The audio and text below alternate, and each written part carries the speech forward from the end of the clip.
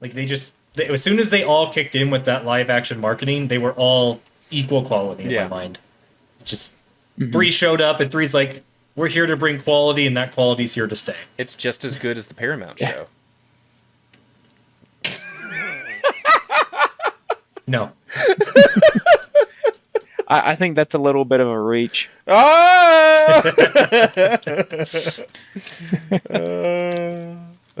But yeah, so I've been waiting for that one. How many times? Take a shot every time we make a Reach-related pun. Oh, man.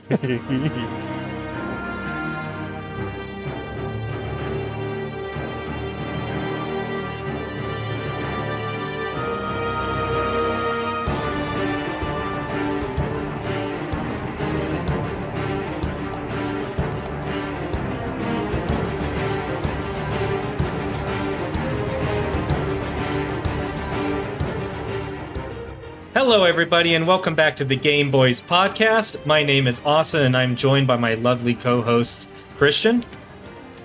Hello. And Dallen. Finish the fight. Yes. And today we are playing a game that is also very dear to me, or we have played a game that is very dear to me. The very last of the Bungie era Halo games, Halo Reach. Yeah. The farewell to all of the old school Halo fans before everything went bad. I mean... Before 343 attacked. Yeah. I guess we'll get there when we get there. I don't know that 4's bad yet.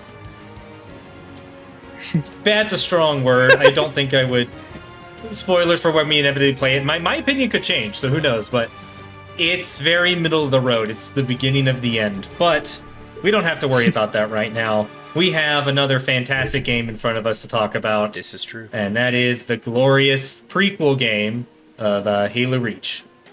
Which I guess, technically speaking, isn't the first time that Halo decided to go a little rewind, because Code ST can almost count as a sub-prequel, because we did Halo 3, and then we went back in time for ODST. Yeah. So... count that however you want to count that. It was more of an interquel. Interquel, yeah, I guess interquel is a good word for it. Yeah. But yeah, so true to Bungie fashion, Halo Reach blessed us with still amazing marketing. Did everybody get a chance to actually see the marketing trailers drop before we played? Yes. They're beautiful. Yeah, I'm pretty sure I saw all of them. From, if my memory serves correct, yeah. Yeah, they had a whole series. I even, this time, discovered some new live-action trailer stuff that I never even remembered seeing or knew existed until I was searching them all to post them. They had, like, these live-action shorts as well about, like, the day before the winter contingency level. Yeah. Which was interesting. So you'd have, like, some preview of some civilian life and then some Marines getting ready to be deployed on their anti-insurgency mission before everything goes on. We have the live-action trailer called The Birth of a Spartan, where we get to see Carter go through the augmentation process and get his armor, which is dope as heck. Can I? It's a little toned-down version of the augmentation process, because it's fairly more brutal than that. But what you got, Dallen? I was gonna say, someone on Twitter pointed out that, like, one of the greatest assets of kind of Bungie era Halo is that it treated a lot of its marketing with, like, complete sincerity. Like, a lot of times the games are kind of goofy, you know, and there's, like, little jokes and stuff like that, but, like, there's not, like, the Marvel-esque kind of self-indulgent, like, isn't this wacky? Aliens and, like, it plays it like a military, like a drama, not even a drama, like a military, almost documentary. It just happens to take place in, like, the future of space, and that's part of its success, was, like, how sincerely it played its setting in the marketing. Yeah, it kept itself fairly grounded. Yeah. And I love that universe, especially in its groundedness. It's just so good. I always think about the Bungie live action whenever I read any kind of Halo books. It's just that kind of visual aesthetic. Great time period. Oh, yeah. Definitely one of my favorite sci-fi pieces of media out there. And then continuing on the marketing, the one of I think my second favorite marketing trailer of every Halo game was the Remember Reach one, where we get to see basically to origin how Kat lost her arm. We get to see how their original Noble 6 died in that battle. It's very, very cool, very well made. Is it fair to say... As I was watching it, I tried to nitpick it a little bit about tactics, but then I remembered that's not what we're here for. We don't nitpick the tactics. Is it fair to say this is like the height of the live-action the marketing in general for this series at this point? 3 was really good. Does this top it? Not the game itself, the marketing. I think it's all... Okay, for the marketing, I would say that 3, ODST, and Reach are on the exact same level. Okay, that's fair. Like, as soon as they all kicked in with that live-action marketing, they were all equal quality in my mind. Just 3 showed up, and 3's like, we're here to bring quality, and that quality's here to stay. It's just as good as the Paramount show. No. I think that's a little bit of a reach. Ah! But yeah, so... I've been waiting for that one. How many times? Take a shot every time we make a Reach-related pun. Oh, man.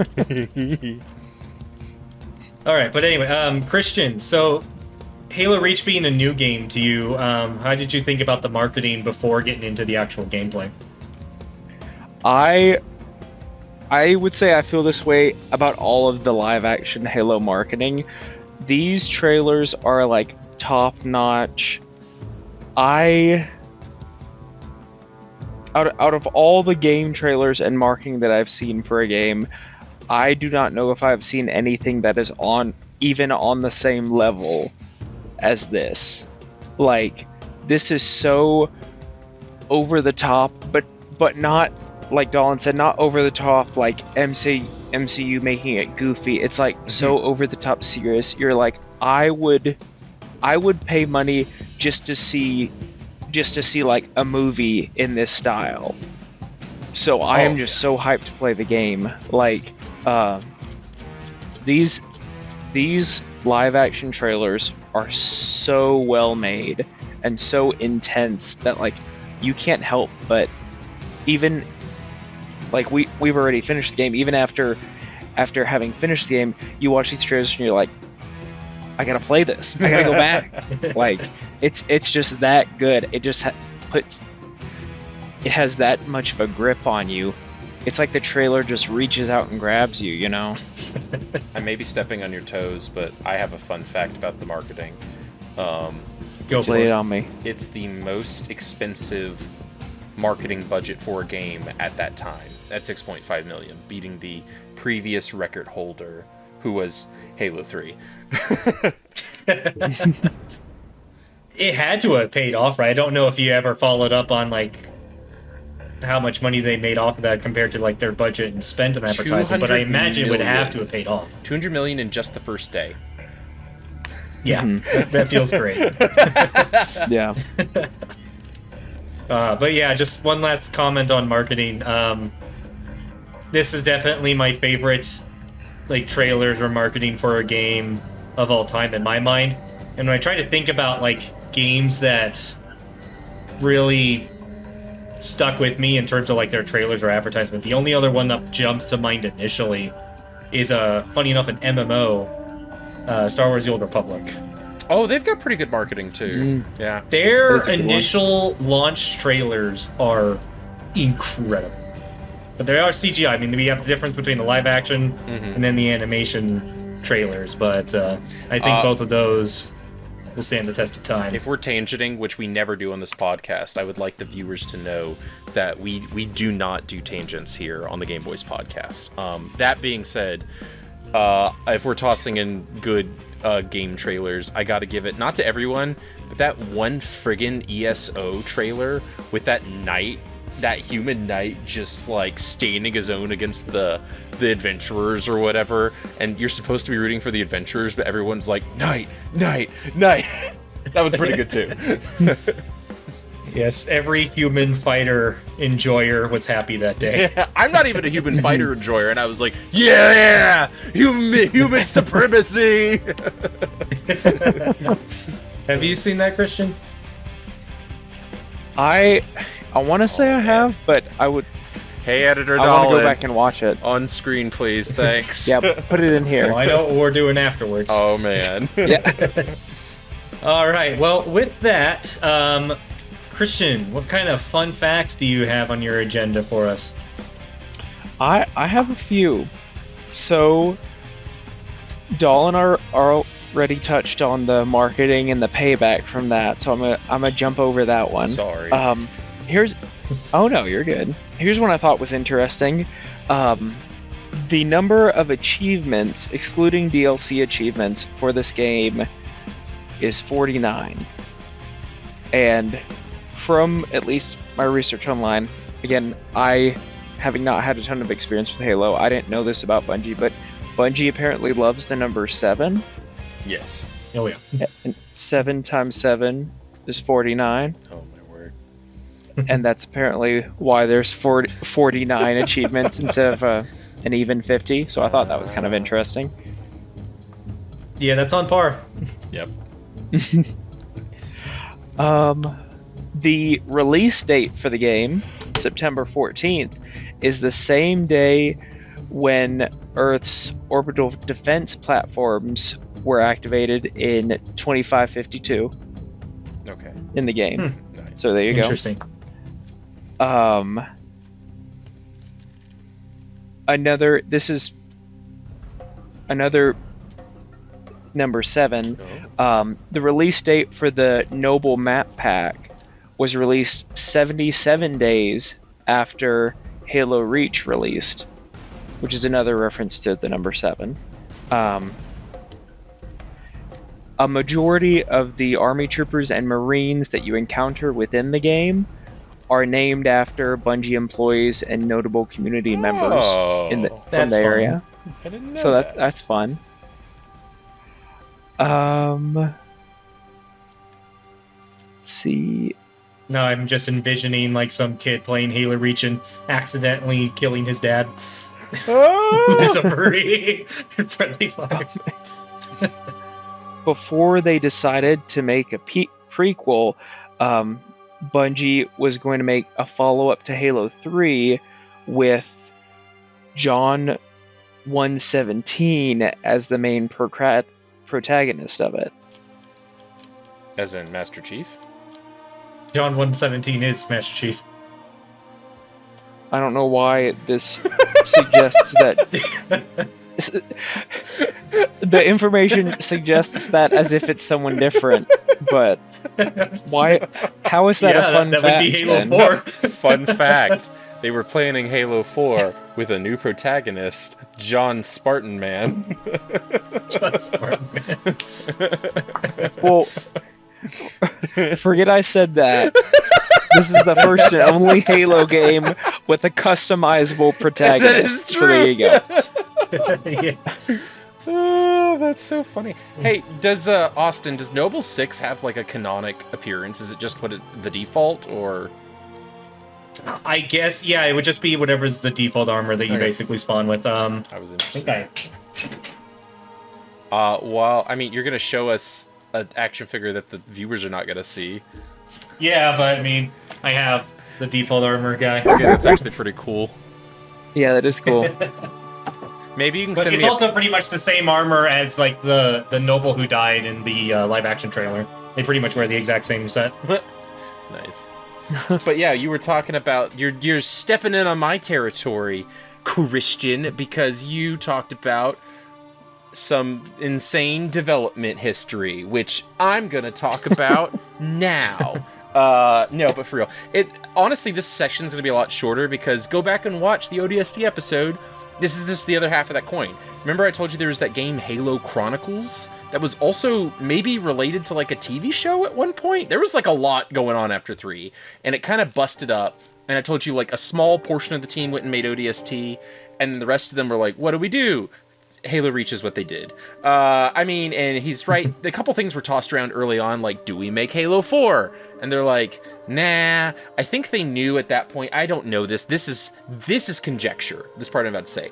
I suspect, based on what I've read, that they kind of knew that they probably weren't gonna get to keep the reins on the series for much longer. They knew talks were happening about being bought out in other projects, and are we going to do Halo Forever, and yada, yada, yada, and that kind of itch to make something new. And so I think they knew they didn't want to, like, start the first game and, like, a new trilogy and then hand it off, like, after that. That's kind of bad taste. Better to let... So they're like, okay, we don't want to go forward. Let's... If we can't go forward, let's go back. You know, basically. And they're like, that's a lot of freedom to, like, make new stuff without, you know, like, messing anyone up. We can redesign characters. One of the fun things they were like is like, oh, we had a lot of concept art for how these guys were going to look, but then it didn't get made. And they're like, oh, we can kind of implement that into this, because that could be their armor before, you know, their older armor looked like this anyway. So they kind of got excited about that kind of stuff, and and they were like, we really liked an ODST. And these would be at the same time, but the whole team felt like we loved making the trilogy, but we wanted more character focused. That's why ODST is very character focused. This is very character focused. The whole team was really feeling that itch about wanting more than just kind of Silent John 117 or Master Chief. You could pick which one. But either way. So they made this, and there was a lot of interesting technical stuff. We're probably not going to go over here about they like wanted to port Halo 3 assets into the Halo Reach engine to update them. There was all sorts of stuff tried that didn't quite happen. Their scope for Reach, of course, is bigger than they were able to get done. Isn't that true of every game? You know, but they basically the other 2/3 to 3/4 of the team from Halo 3 made Reach, and they were like, we're just gonna spend the solid 3 years, make it a good, solid game. They updated the multiplayer a lot. That's kind of their big, fond farewell, and yeah, that was more or less Halo Reach. It's one of the first ones, because like the first trilogy is like, there's something drastic happening all the time. It's like, we're switching who owns this, and oh my gosh, we're at burnout, and oh my gosh, we're behind schedule, and this is running on duct tape and dreams, and oh, this is just, we're cutting this game in half. And then after 3, they're like, okay, no, we're not doing that. And that gave us ODST in Reach, and that proved that they didn't have to have like constant, insane, you know, crunch to make a good game. That under like nice conditions, they will just make good games too. They just had the sauce, man. They just had the sauce. They really did, man. You mentioned multiplayer, and that brings me back. Yeah. Unfortunately, we all didn't experience the multiplayer together. No. I think you didn't do much multiplayer for Reach, did you, Dallen? So, or is that 3? I played mostly 3, because I didn't own an internet back then. I didn't have one. We had actual literal dial-up in 2006 or whatever this was. I am not joking. So I didn't play, but I got to play a little bit at a friend's house, and then I played a little bit of Reach kind of after its heyday. But not much. I'm talking like maybe a combined 5 hours ever. Oh, I'm so sorry. It was fun. What I played was fun. The golden age of gaming for me, man, was Halo 3 through Halo Reach multiplayer. Custom games, matchmaking, all of the above. Nothing to this day still has topped that experience. Nice. It is a shame that we can't go back in a time machine so we can bring Christian along for the rat ride. Oh, yeah. And you as well, Dallen. Yeah.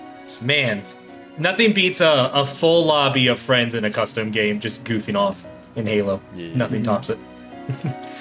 But anyway, for our experience, what we were able to do was go through the awesome campaign, and we finally upped the difficulty for us 3. We felt Christian was ready, so we went to Legendary. Yeah. Yeah, how'd it feel being on Legendary difficulty, Christian? The boom booms were bigger. That's all I have to say. They were plentiful and lots of more boomy. Mm-hmm. Yes. It was good, though. Definitely more challenging. I don't know if I died more or if I died about the same. I am pretty confident that you died more, just based on my experience, because I ran with you in every Halo game, and I am confident that the Legendary one killed you more. I know I died a lot more. Yeah, that's probably true. I had fun with it. I'm glad we did it. Oh, it's a great time. Yeah. Yeah, it's not Halo 2 Legendary, so it's a good time. Yeah. All right, so just kind of getting into it, we'll do a little vibe check. So, I mean, previously on ODST we had the city at night, the rain, the jazz atmosphere vibe on top of the flashback, trying to survive in a city after everything is going wrong mixture in there. And now for Reach, we get kind of the, your kind of basic military war story, tragedy war story going on for the campaign. How did you feel about that, Dallen? This kind of general setting and atmosphere that Reach provides. This may be recency bias speaking, but is this the Halo game with, like, the most... how do you put it? Like, kind of map variety? I felt like there was the most... maybe 3 is as much.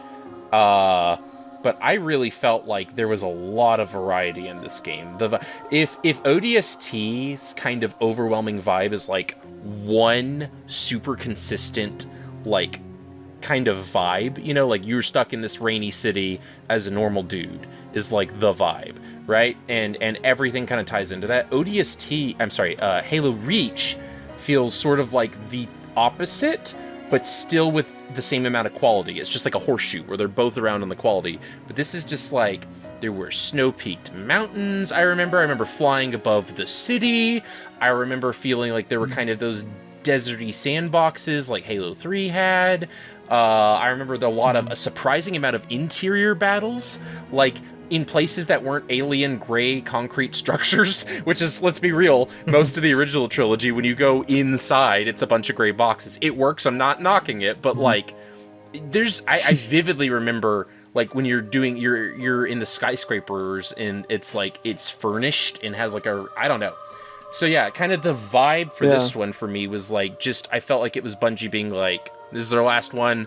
Any idea we had, we're tossing in here. But it works. It doesn't feel like a random hodgepodge, even if it feels a bit more mission structured, kind of like ODST, whereas 3 kind of has like a consistent flow. This feels a bit more like we're doing this mission, and then this mission, and then this mission. But it all still comes together. It's all high quality. The alien farm place on the first one, it all feels unique while still feeling Halo, which is like one of the most impressive things to me. So that's my vibe check on this game. Yeah, I mean, we went from surviving in a city with a Covenant attack to defend the planet. The planet is under siege. That is true. Yeah, the scale and we get does... even space. Yeah. What about you, Christian? Oh, I definitely think it passed the vibe check. I loved, kind of to echo Dallen, I loved the variety of just like locations in the game. The soundtrack, as always, I felt like was really well done. I felt like definitely a change compared to ODST. Oh yeah, not nearly as noir, but that's because it's a completely different setting. I mean, Bungie in general, I just got to give it to them. They just really did a phenomenal job on this entire series, trilogy, prequels, everything that we've played so far in Halo, in Bungie, has been phenomenal, and this is just a continuation of that. Can I ask so you? Oh, sorry. No, lay it on me. I wanted to ask you a question, and maybe this should be saved near to the ratings, section. But I think I know Austin's answer to this too. But given that you've now played every Halo Bungie game, I'm not asking, is it the best series you've ever played? We've already talked about different things like that, and that's kind of harder to quantify and maybe would be its own episode. Is it the most consistent quality series you've ever played, Christian? If you don't have an answer, you don't, but I'm curious for you, because like there may be things you like better, but there's like, oh yeah, there's that one bad game that we have to talk about, but like you've pretty much said like everyone's great. So yeah. Is it the most consistent for you, do you think, off the top of your head? Off the top of my head, I would definitely say it's, if not the most, it's one of the most consistent quality games that and series that I've played. I mean, it is just, there is not a dud in the mix. And that is You're wrong. I enjoy Halo I 2. know, Like, I'm the odd man out.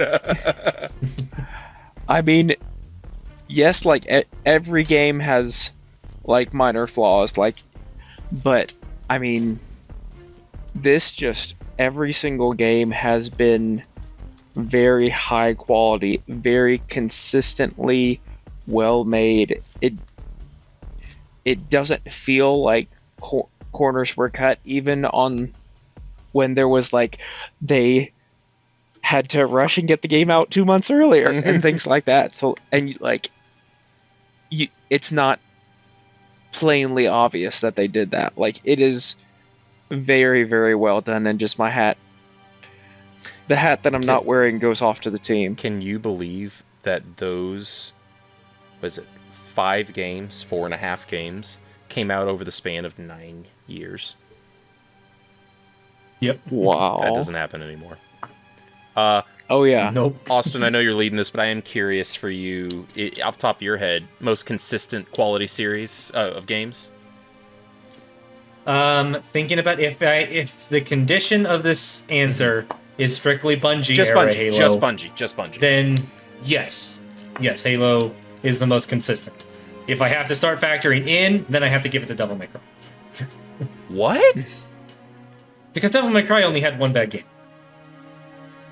And then once you get the 343 had more bad games. I get okay. So And their you're quality fell off. so you're saying, not factoring in Bungie, most consistent series for you is Devil May Cry, but factoring Yes, because if I factor in Bungie and 343 as the full Halo franchise, then I would say Devil May Cry is probably the most consistent. They are shorter, because the only other one that would compete with that would be Resident Evil. I don't know. I love Devil May Cry. But Resident Evil has some ups and downs, but Devil May Cry only had one game that was bad, and I think 1, 3, 4, and 5 are incredible. I mean, I would say Resident Evil doesn't have a bad game, but I mean, whatever. We can get there. I'm just baffled because I love Devil May Cry, but actually Devil May Cry is one of the most series that I feel like is constantly almost amazing until 5. I think it's like, oh, this would be perfect if it wasn't for every time, except for 2, which is just amazing and it has no flaws, obviously. But then, anyway, this is not Devil May Cry progress. We'll get there. But yeah. We'll get there, guys. We'll get there. Anyway, 5 years, we'll get there. Yeah, even I, who I do think 2 is a decline in quality, have to admit that, like, if I think this has one bad game in the mix, and I know I'm the odd man out, just the sheer quality of 9 years and 4.5 games that are, like, just so well regarded, so well loved, hold up so well today. Again, we're playing Pokemon and we're all talking about how, like, man, we love this. I don't know how well it holds up, is like one of the things we've talked about as we're going forward. And no, this holds up. This is as good or better than most shooters coming out today. It's like, campaigns and shooters coming out today. I'm sorry. I'd rather be playing this than whatever the latest COD campaign is. Like, it's just that good. Mm-hmm. So a tangent, Yes, I would which agree we with that. don't do, but I thought I had to say that. All right. So with Halo Reach, and we're getting to enjoy this, even though we got set back in the past, we have some new gameplay features, and even a gameplay feature removed. What kind? The 10 dual points to wielding? the first person who tells me what was... Yeah, okay, yeah. Only give Master Christian Chief. a chance, but yeah. Only Master Chief. The only Master Chief is a... Wasn't there dual wielding ODST? Yes. No, I'm trying to space something. Yeah, okay. So yeah, Master Chief and the cool ODST guys. Only they can dual wield. I think the thought The process was Spartan 3s weren't cool enough. Halo 1 Master Chief couldn't dual wield, so Halo Reach Master or Spartans couldn't. Fair, yeah. They learned that after the first Halo ring. It was ancient technology until they understood. What about second hand?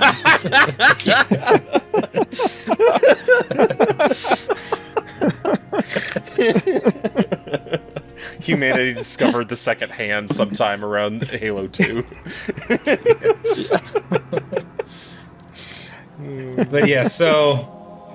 Great, where was I? Then they could start playing Gameplay Invisible Woman and mechanics, Emma yes. Frost and Marvel Rivals. Oh, man. Moving on.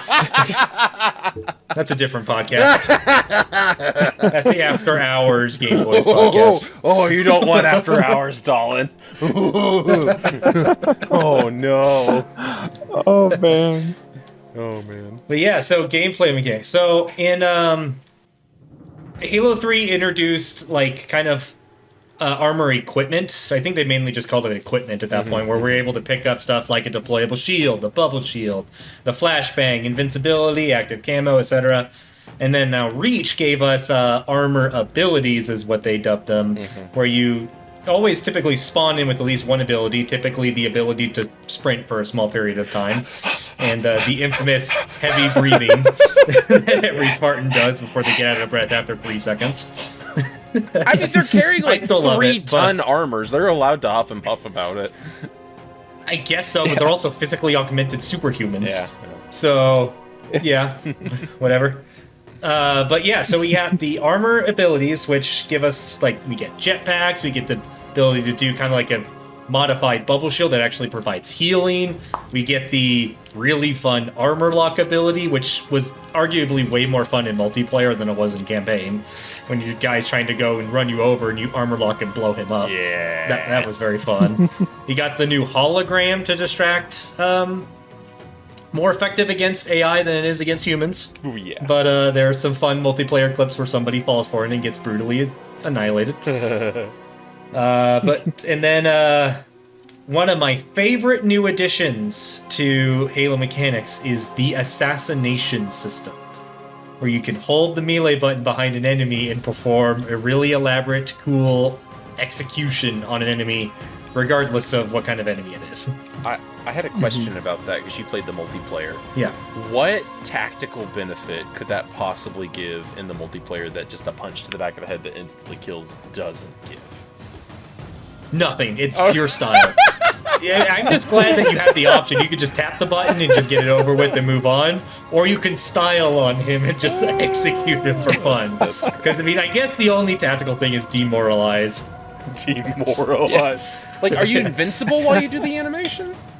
No, you can save your friends. So there's no reason to ever do it in, like, a competitive No, but it's setting. freaking fun. You sit there and you have an energy sword, you run up a guy and you just blow him up and you're holding him up on one arm with an energy sword and throw him down. So it's just styling That's fun. on people. Okay. Yeah, it's freaking fun. I loved when you tried to do it off the cliff. Oh yeah, there was. Oh, yeah. I know there was an achievement for it. I think it was a Master Chief Collection, but I know in 360 era there was an achievement for killing that elite with an assassination off that cliff. That was an achievement. That's pretty funny.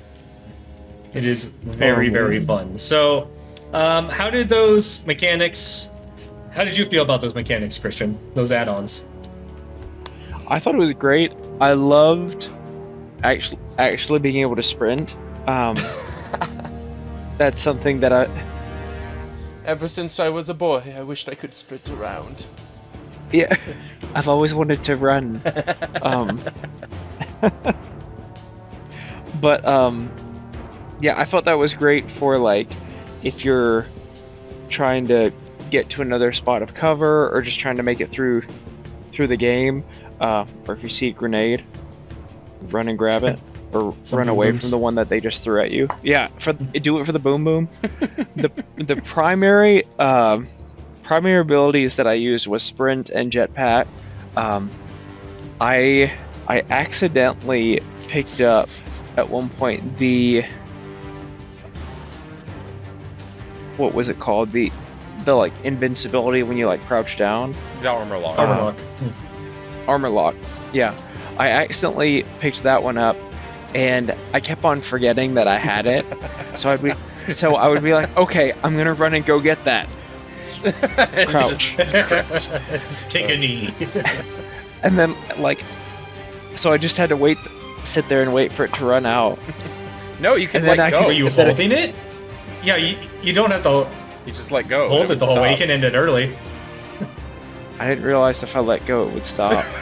So I guess I just wasted Just time. your fingers glued to the 'cause keyboard. I can't stop.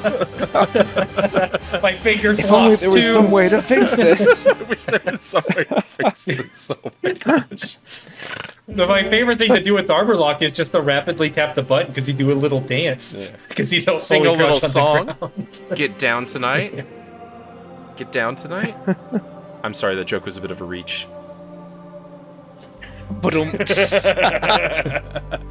That was great. I wish you could see Well, the yeah, expressions in chat. oh man, I thought the mechanics were great. I really, I liked all of the abilities. Jetpack. Jetpack. Jetpack. The about you, jetpack Dallen? was good. Yep. Jetpack. Jetpack. Yep. I like it. I think they would have more utility in a multiplayer setting than this one, because with the way we are playing the campaign, it was very rare that sprint was not the best thing to have. Sometimes the hologram would be nice, but usually when you die, you can't pick them back up. And we're dying and respawning a lot, and like respawning off of each other a lot, the way we were playing. And so a lot of times I'd see them and I'd be like, it's not worth it. I'm gonna have sprint in 30 seconds anyway. But like, they don't negatively impact the experience at all.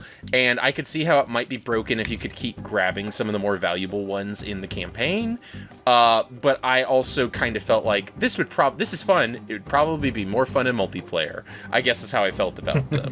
But like, They were. But the drop shield was really useful because that heals you. Yeah. So that was nice. All of them are useful. It's just like, that was the problem also, is like I wouldn't like wait strategically to use it because I knew I'd get sniped or blown up by Christian or something and it'd be gone. And so I was like, as soon as I get it, I'm like, I just start spamming whatever ability I have, basically. But that, like, they do nothing but add to the experience. Maybe, I guess if I'm nitpicking, I could say they're a little underbaked in the campaign. I didn't feel like there were a lot, other than the jetpack, I didn't feel like there were a lot of sections where like, this is the perfect time to use this ability. Like, usually it just kind of felt like a bit of a free-for-all, but, like, again, I'm really nitpicking. Like, it's not like the game would be better without them. They're just fun extra tools to have in your toolkit. Fair enough, yeah. So anyway, with all those tools, you can just segue right into map design. As we kind of talked about it a little bit, how like the large amount of variety that we get in the locales of the maps. But did anybody? I'll start with you this time, Dallen. Did you have any? What's your most favorite map and least favorite map, and why? Okay, I think the skyscraper one is my favorite, and the tower defense is my honorary mention. Well, it's not tower defense, but like, hey, Halsey is in this bunker. Don't let her get you. I think going from skyscraper to skyscraper is just slightly more interesting and fun. And it feels very Reach. When I think of Reach and what makes Reach different from all the other Halo games, it's probably those two maps in particular, and I think flying around's probably slightly more fun. But yeah, just being able to fly, like, for those that don't know and haven't played, you're flying around from, like, tower to tower, like, rescuing civilians. You know the planet's lost, basically, and you're just grabbing people and trying to get them to, like, ships to, like, get off of the planet because you know the planet's lost. And so you're going to these, like, giant skyscrapers that are coming. You kind of got to do things like this in Halo 2 in that you were flying around towers and shooting stuff, but what makes it unique to Reach is then you land your little air vehicle, and then you get to go in and, like, extract people and get them to, you know, the, whatever, a Pelican or something. Or get an objective, or, you know, it varies a little bit, but you land in, do some internal fighting. It's not just a vehicle section. And then you pop back in your vehicle. And I feel like that is very uniquely Reach. Is that what you guessed? That's pretty good. Yeah, that's good. Yeah. What about least favorite mission? This is more recency bias. I'm going to say whatever the last one was, because we kept getting killed in that stupid gauntlet for a while. It wasn't that frustrating. It wasn't like Halo 2 Sniper Jackal frustrating, but we kept, like, trying to carefully approach it and then getting blown up, and then we tried to run past it together as a group, and then we kept getting blown up, and so finally we said screw it, and basically Christian and I became distractions while you ran past it, and that was like the optimal play. And then I think our computer crashed and we had to do it a second time. So, like, I don't know that that's fair to that mission, but it was the one I was like, oh, come on, man. That wasn't the final mission, funny enough. That's sorry. Also that's your honorable mention mission. That's the Halsey one. Is the that very all beginning one of the Halsey mission? level. I felt like that was so the Halsey one is you show back up to Sword my Base, gosh. you go inside, then you take the elevator down to Halsey, and then you defend. I thought it changed I thought it was a separate mission. Getting to the snow place and then being at the snow place was like a separate mission. No, Okay. no. Because the sword base is at the snow area, and you just go underground. Well, then from definitely sword base, so it's the same level. definitely the flying one is the better one, and I have a love-hate relationship with whatever mission that was. What about you, Christian? Favorite and least favorite? I think my favorite mission was Long Night of Solace. Oh, you remember the names? And- I don't. Well, I have them pulled up right now. Oh, cheater. One of the reasons What is that this is my mission, for favorite those of us is who don't remember names? The space one. Oh! a new element to the game, space combat. Star Fox. Because we had, yeah, I thought that was a lot of fun, just being able to fly around actually in space. Because at least from memory, we haven't had like a space firefight. No. Up to this point. Yeah. So that is the mission that stands out the most in my mind and that I really enjoyed.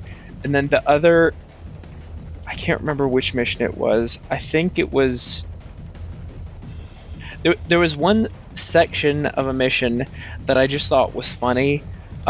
We had to go extract. We had to like extract.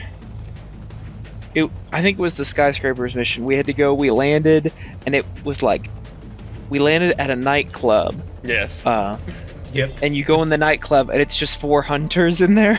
And that was like all that was in the nightclub. That was the end of that skyscraper mission, yeah. Yes. Which is also That New specific Alexandria. part. Nathan Fillion's in that mission, which instantly makes it the best one. Yes. Exactly. I just thought that was so funny because like you go into the nightclub and then it's just 4 hunters just like vibing in there ready to kill you. I don't know why, but I just thought that was just comical. It's pretty funny. So those would be my favorite missions. I honestly don't know if I have like a I did not like that. I definitely don't have a I did not like this mission. Yeah, no, none were bad. I was just trying to think of the one I liked the least when I said mine. Yeah. I wish I survived longer in Lone Wolf, which is like the very last one. You but- could have been me. Died Yeah. instantly. I thought we were supposed to You jump got, out the like, turrets at the beginning, and I hacked on and then just immediately got shot dead, like, right at the start. Yeah, you forgot it was legendary. It's a little riskier to be up there. Oh, man. But yeah, I mean, but yeah. I definitely didn't have a least favorite. Oh, no, he just liked them all. All right, what about you, Austin? I'll take that answer. All right, I do have to bring up an honorable mention and a highlight real quick. When we were playing Nightfall, the sniper mission with June, there was that one section where we sent Christian ahead. I don't remember. I want to say he was like a small little vehicle of some kind, maybe a forklift. But they had these 2 random behemoth creatures running around, just killing everybody. And I still remember them smacking Christian across the map. It survived. Yes. The That was forklift a just highlight. spinning in the air. I'm so much looking forward to the footage for that.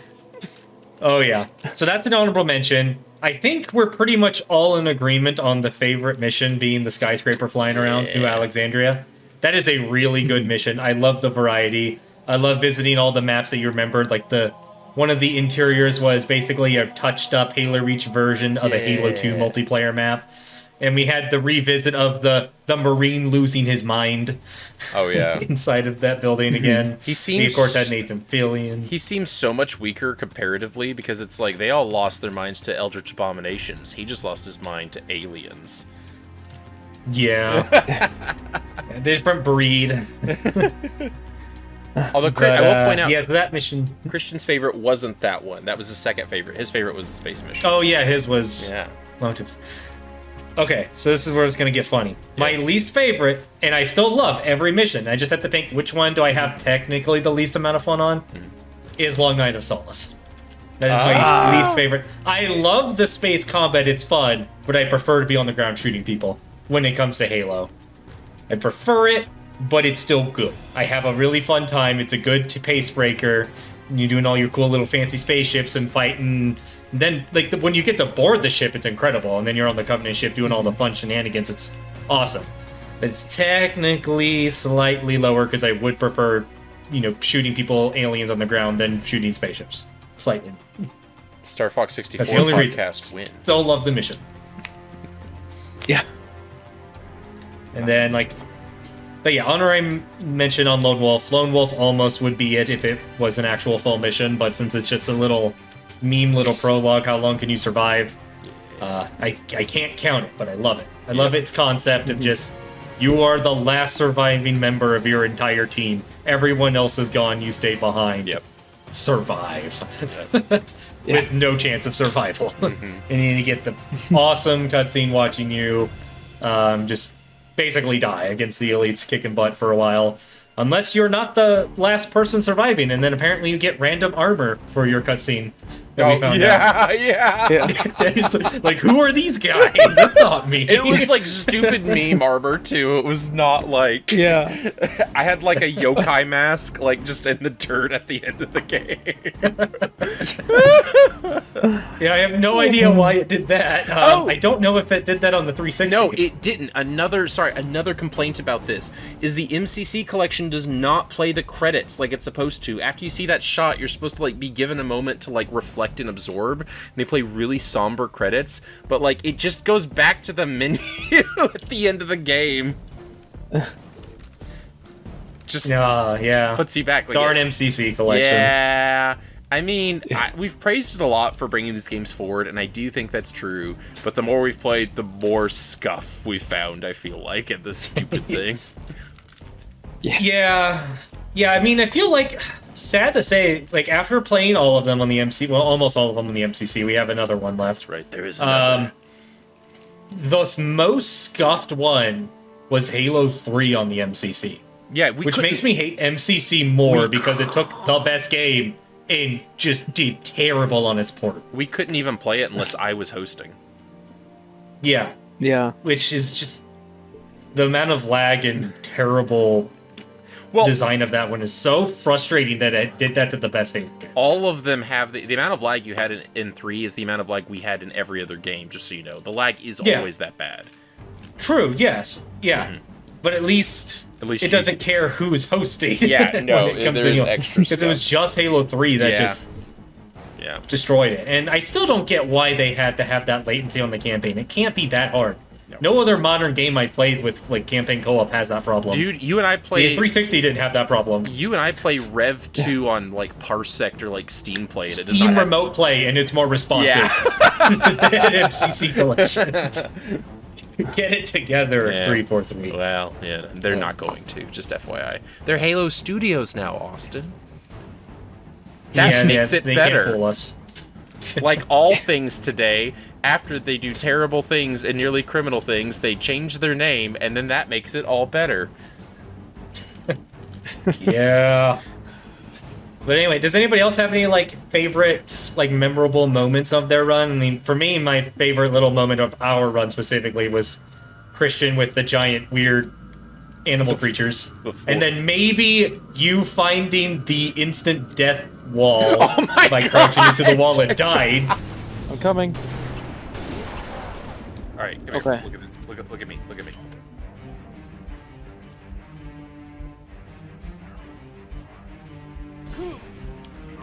What?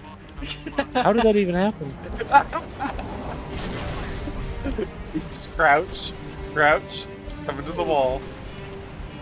Both of those were probably some of my favorites for this run. Was that the first mission? That was so No, that was Nightfall. Okay, that was so funny. I was like trying to take, oh man, footage here. Yeah, that was really funny, dude. I wonder if that was in the original. Yeah, I don't know. We went over a lot of the highlights. It was very good, and I liked it. What about you, Christian? Any specific standout moment that was funny to you? My favorite strategy was just a forklift, because there were 3 spots where I hopped on a forklift and just went to town. There was a time with those 2 giant behemoths. There was one time where like it was a firefight, and I just drove the forklift. I rammed it into an elite and killed him, but then the forklift exploded and I died. I do remember that. But I at least took somebody with me. And then there was another time that I got a forklift, but it was driving so slow that by every time I would get up to where there was fighting, you guys would have already cleared everything. So I was just like driving behind you guys with the forklift. So those would be my three favorite strategy moments of the game. Nice. I did just remember a fun fact of something that was almost in the game. Oh. Because when we were talking about our missions and the new Alexandria, originally it ended up getting cut because of technical difficulties. They weren't able to fully implement it, but you were going to be able to drive a Scarab. Oh, what? Ooh, that would have been dope. Yeah. You were going to drive it through the ruins of New Alexandria, but it ended up getting scrapped. But just everyone listening, that's just something that could have been. Dang. That honestly sounds sick as heck. But, like, I'm glad they didn't, like, try and force something in that wasn't working. But, like, also I want it. Yeah. Yeah, that would have been really dope. Back on that topic of what could have been if Bungie didn't lose Halo. We probably would have gotten it for Halo 4. Oh, yeah. They went out on a high note, though, which is more than a lot of people get. I know Halo didn't get to go out on a high note, but Bungie got to... Well, I guess they didn't either, because then they made Destiny, so I don't know. Bungie Halo went out on a high note, the Venn diagram. Yeah, when their contract expired for Halo, they went out with a bang. Yep. Like Johnson. He took Johnson's words to heart. Exactly. And man, it was so good. Despite it having a couple controversial takes with it, because I think the ideas of like the armor equipment, the loadouts, and the sprinting, where it's the most controversial aspect of Halo Reach, because they're thinking, oh, it's trying to be a little more like Call of Duty now. We got loadouts, but I mean, it had a little bit of a loadout system, but still kept the identity of Halo with how they used it. Because you still had your normal game modes, which was normal. I think you still had like your sprint, a little bit of sprint, but when they used the loadouts in multiplayer, there were for some more unique game modes. Like they had one called Invasion, which was one of my favorites. It was an attacker and a defense objective-based multiplayer match where your attacking team has like 1 to 2 loadouts available at the start. They try to push the first objective, and if they win that objective, then the defender have to go back to objective 2 and defend that. And then both teams get like new loadouts, so like better equipment and loadouts and armor abilities going forth until you hit the final objective. And then you get like really cool loadouts like invisibility, grenade launchers on spawn now, and you're just having this crazy big team battle war offense defense. And that was a really fun way for them to use their loadout system, and it still feels pretty Halo-ish. Yeah. That's awesome. I don't think they lost their soul. I'm with you. They did not. No. But yeah, with that, the next time we play Halo, we're diving into new waters. New management. New management, and we get... we're doing Halo 4, picking up where Halo 3 left off. Yep. Now this will be a fun one. You get a new protagonist, John 117, instead of Master Chief this time. Yes. That's true. So, I heard Christian, that. what are your predictions and expectations for Halo 4? And I have one other question for you on top of that. How many naps do you think Master Chief will take? Oh my gosh. How many naps? Oh Yes. no. Well, Halo 3 ends with him taking a nap. So, I mean, Master Chief has got to be getting pretty old, so he's probably going to take a handful of naps. I'm going to say he's going to take 7 naps. Because it's 7? Yeah. Okay.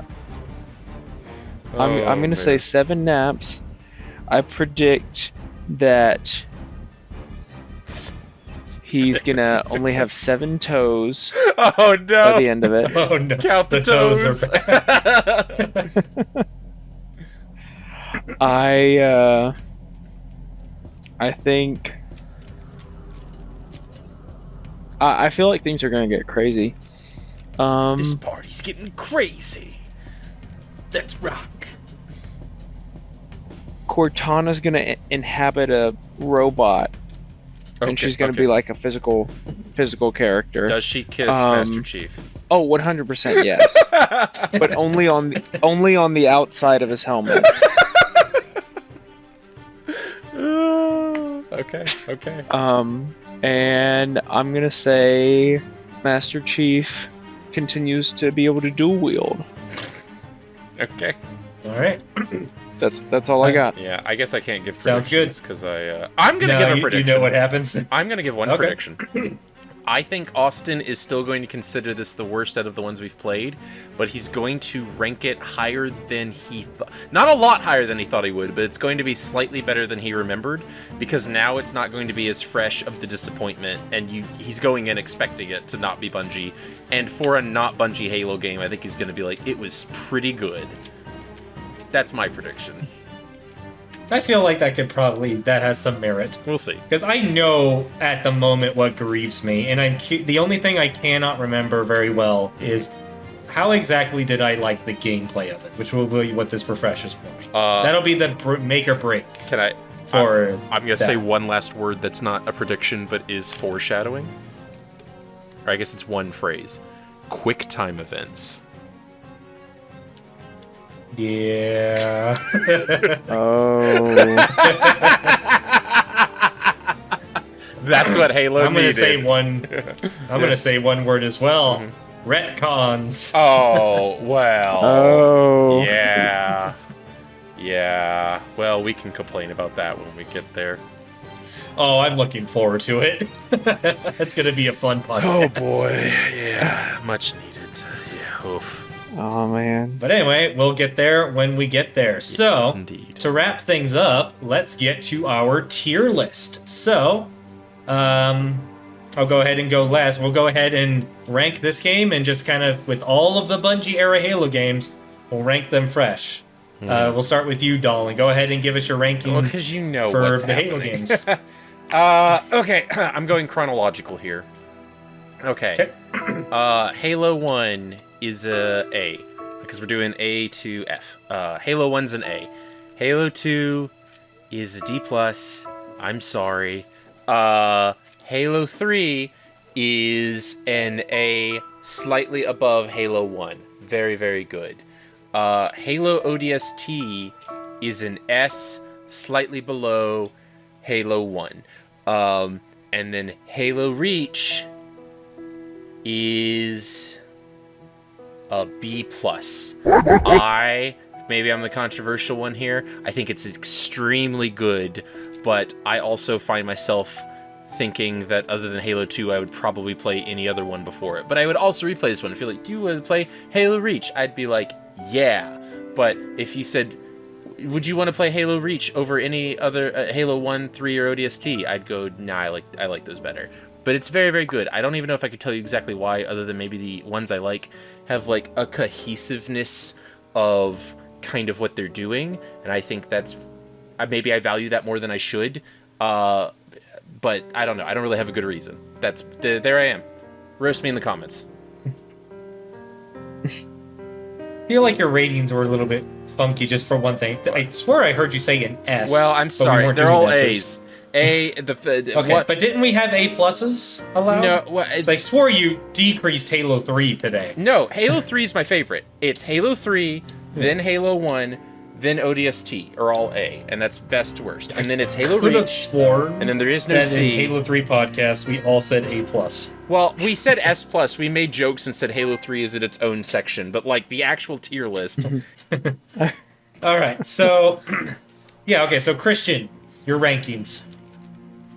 Well, of course, Halo 3 is A plus, S plus, whatever the top one is.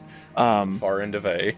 It's in its own category. Oh my gosh. It's Z plus plus. Wait. So we'll just say it's that. so good it wrapped back around to Z. It lapped all the other Halos. You're going to. I don't want to have to edit all this, man. Editor Dallen is sad now. You'll just edit it, slowly zoom out, and it's like so high up there. Gosh dang it. Halo 3's on top.